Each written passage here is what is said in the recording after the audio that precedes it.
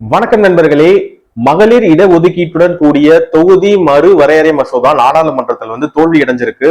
இதில் தோல்வி அடைஞ்சது மகளிர் இடஒதுக்கீடு மசோதாவா அல்லது தொகுதி மறு வரையறை மசோதாவா அப்படிங்கறத பத்தி தான் இந்த வீடியோல பார்க்க போறோம். வாங்க வீடியோக்குள்ள போகலாம்.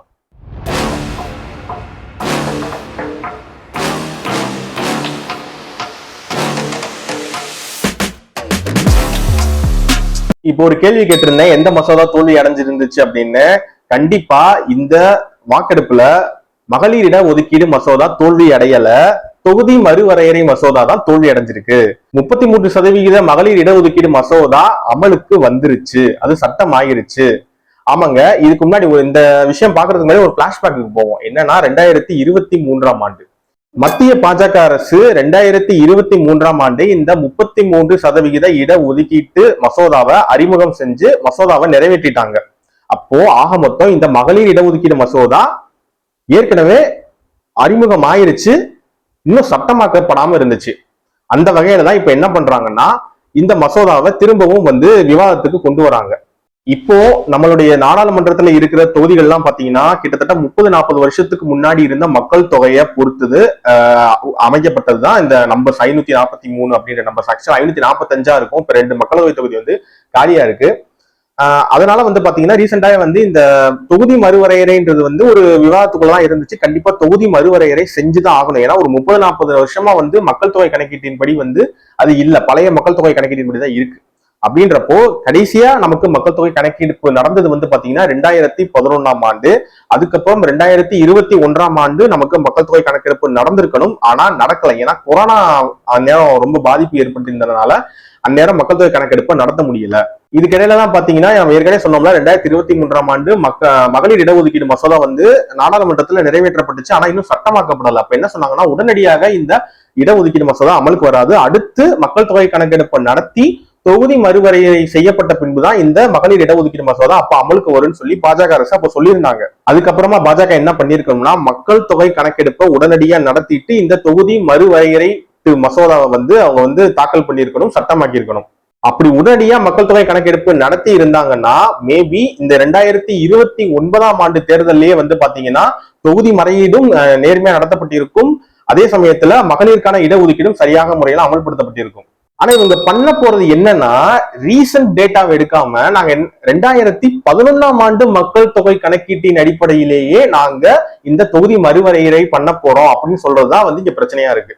ஏன்னா 2011 அப்படின்றது ரொம்ப பழைய டேட்டாங்க, ஒரு 15 வருஷம் பழைய டேட்டா. அதை நீங்க இன்னொரு 5 வருஷம் கழிச்சு அமல்படுத்த போறீங்க அப்படின்றதுல எந்த லாஜிக்கும் இல்லை. அதுக்கு பதிலாக நம்ம என்ன பண்ணிடலாம், புதுசா ஒரு மக்கள் தொகை கணக்கெடுப்பை எடுத்துட்டு அதுக்கப்புறம் நம்மளுடைய நம்பர்ஸ் எவ்வளவு இருக்கு, மக்கள் தொகை எவ்வளவு இருக்கு அப்படின்றத நம்ம கணக்கு பண்ணி அதுக்கேற்ற மாதிரி தொகுதி வரையறை பண்ணலாம். நம்ம இந்த சமயத்துலதான் என்ன பண்றாங்க, 33% இடஒதுக்கீடு மகளிர் இடஒதுக்கீட்டோட இந்த 2011 ஆண்டு மக்கள் தொகை கணக்கீட்டின் அடிப்படையில் இந்த தொகுதி மறுவரையறை பண்றோம் அப்படின்னு சொல்லி இந்த மசோதாவை விவாதத்துக்கு கொண்டு வராங்க.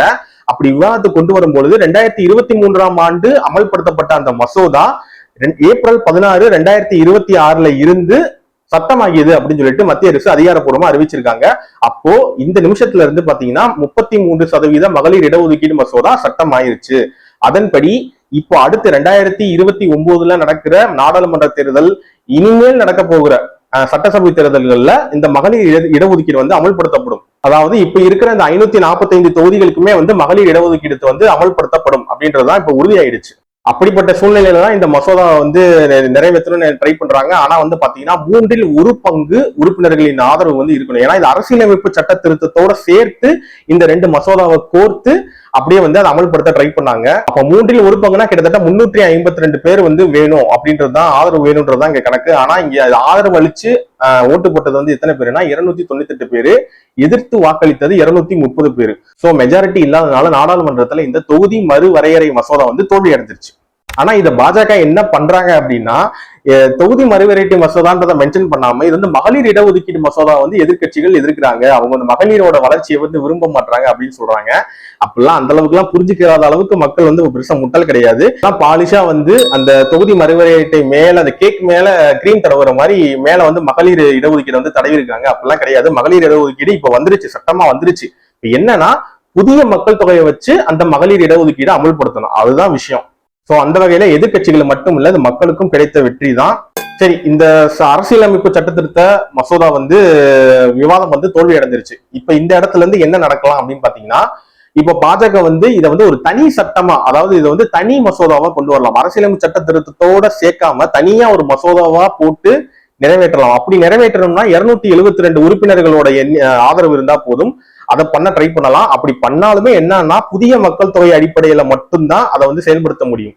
அதை உடனேயும் பண்ணலாம். அப்படி உடனேயும் பண்ணணும்னு அவசியம் இல்லை. ஏன்னா இப்போ இந்த வருஷம் 2026ஆம் ஆண்டு ஏப்ரல் 1ஆம் தேதியிலிருந்து புதிய மக்கள் தொகை கணக்கெடுப்பு அதிகாரப்பூர்வமா மத்திய அரசு ஆரம்பிச்சுட்டாங்க. 2027ஆம் ஆண்டு இறுதிக்குள்ள இந்த புதிய மக்கள் தொகை கணக்கெடுப்பு முடிவடையும் அப்படின்னு எதிர்பார்க்கப்படுது. அப்படி அந்த புதிய மக்கள் தொகை கணக்கெடுப்பு முடிஞ்சிருச்சு அப்படின்னா அடுத்து 2029ஆம் ஆண்டு நடைபெற மக்களவை தேர்தலில் அதை உடனடியே அமல்படுத்த முடியாது. ஏன்னா அந்த மக்கள் தொகையை கணக்கெடுத்து முடிஞ்சதுக்கு அப்புறம் எத்தனை தொகுதிகள் பிரிக்கணும் அப்படின்னு சொல்லிட்டு ஒரு பெரிய லிஸ்ட் எடுக்கணும். அதை விட பெரிய வேலை பாத்தீங்கன்னா இந்த தொகுதிகளோட எல்லையை நம்ம நிர்ணயம் செய்யணும். அது ஒரு பெரிய வேலை. அது சாதாரணமா பண்ணிட முடியாது. தமிழ்நாடு, இந்தியா முழுக்க அதை செஞ்சாகணும். இத்தனை மக்களுக்கு இத்தனை எம்பிக்கள், அதாவது ஒரு எக்ஸாம்பிளுக்கு 15 லட்சம் மக்களுக்கு ஒரு எம்பி அப்படின்ற மாதிரி ஒரு விகிதாச்சாரம் அப்படி கிரியேட் பண்ணணும்னு நினைச்சாங்கன்னா இந்தியா முழுக்க சரிசமமா அந்த விகிதாச்சாரம் அமையணும். தென் மாநிலங்களுக்கு ஒரு மாதிரி விகிதாச்சாரமும் வட மாநிலங்களுக்கான ஒரு மாதிரி விகிதாச்சாரமும் அமையக்கூடாது. எதுவா இருந்தாலும் லேட்டஸ்டான ரியல் டைம் அப்டேட்டாவா இருந்துச்சுன்னா கொஞ்சம் ஈஸியா இருக்கும். சோ அதனால இனிமேல் இந்த மக்கள் தொகை கணக்கெடுப்பு முடிஞ்சதுக்கு அப்புறம் தான் எதுவாக இருந்தாலும் இந்த தொகுதி மறுவரையறை அப்படின்றது செய்ய முடியும். அதிகபட்சமா அடுத்த தடவை 2034ஆம் ஆண்டு மக்களவை தேர்தல்ல இந்த தொகுதி மறுவரையறை செய்யப்பட்டு 33% மகளிருக்கான இட ஒதுக்கீடும் சட்டமும் அப்ப அமலுக்கு வரும்னு சொல்லி நம்ம எதிர்பார்க்கலாம். இந்த வீடியோ பிடிச்சிருந்தா கண்டிப்பா உங்க ஃப்ரெண்ட்ஸுக்கு ஷேர் பண்ணுங்க. நன்றி, வணக்கம்.